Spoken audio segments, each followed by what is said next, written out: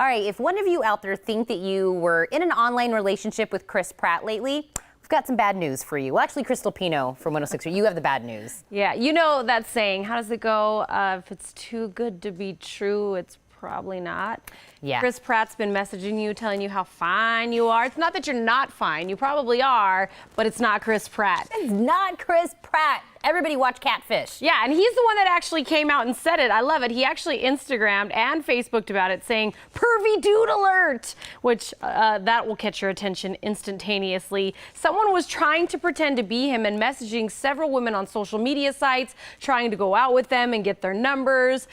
We all know that Chris Pratt just got out of a relationship, and I'm pretty sure social media is the last place he'd be trying to holler at anybody. Maybe Tinder, if he was really going to do it.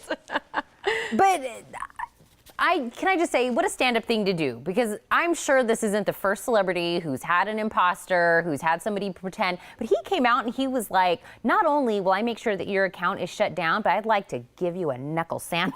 Well, and I think what he said is some really good advice, too, is that if you do get a message like this from somebody, make sure they have that blue verified check mark, especially a big celebrity like a Chris Pratt. If they don't have that, look at their name. Usually there's like an extra T or an extra S. Or Chris Pratt, too. Yeah, yeah. So always pay attention to that, because the last thing you want to do is get scammed by somebody who's up to no good. Can I tell you, I love the very last thing that he wrote in his thing, which was, "Find Jesus."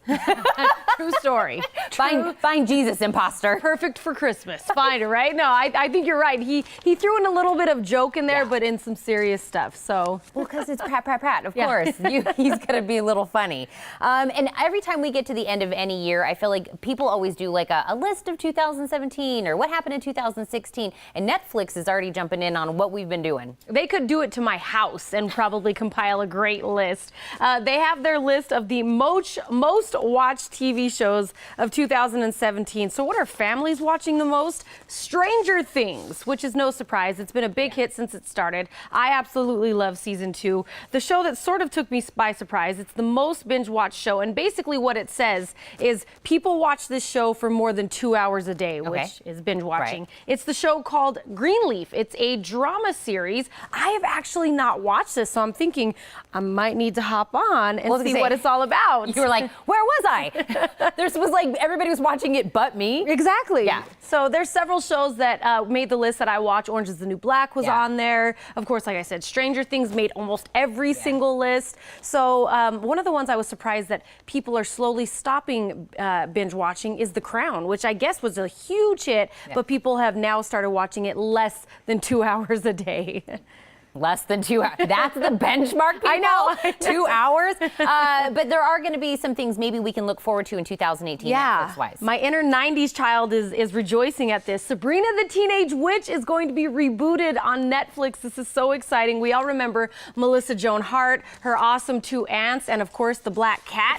Yes, I absolutely love this. So they're going to reboot it. We don't have a whole lot of details on it. And we're also hearing that Fran Drescher is saying she's completely open to doing a reboot of The Nanny. Now, I don't know if this will go on Netflix or if maybe an actual channel will pick it up. But like you and me talk about on the Spotlight all the time, creativity is sort of out the window, and they're always trying to say, well, what can we bring back that people love? Yeah, I feel like 2017, 2018 are going to be the years of the reboot. Yeah, right. That's the thing. I hate ending on some bad news, but I feel like we don't go very far in entertainment news without one of these. Yeah, so this has been happening a lot lately to celebrities, especially in California.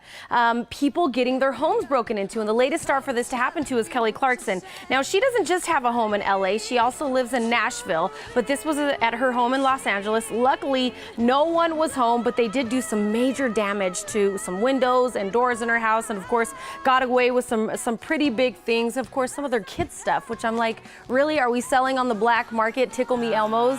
Is that what we're selling now? So, well, and the trend has been that the celebrities have not been home, so let's just be a thanks to that, that nobody was home when any of these things happened. Krystal, thank you for coming in. For even more celebrity gossip, listen weekdays at 7:40 and 9:20 on 106.3 The Groove, or you can stream it online at 106.3thegroove.com and stay connected anytime by following Krystal. She's on Twitter and on Instagram.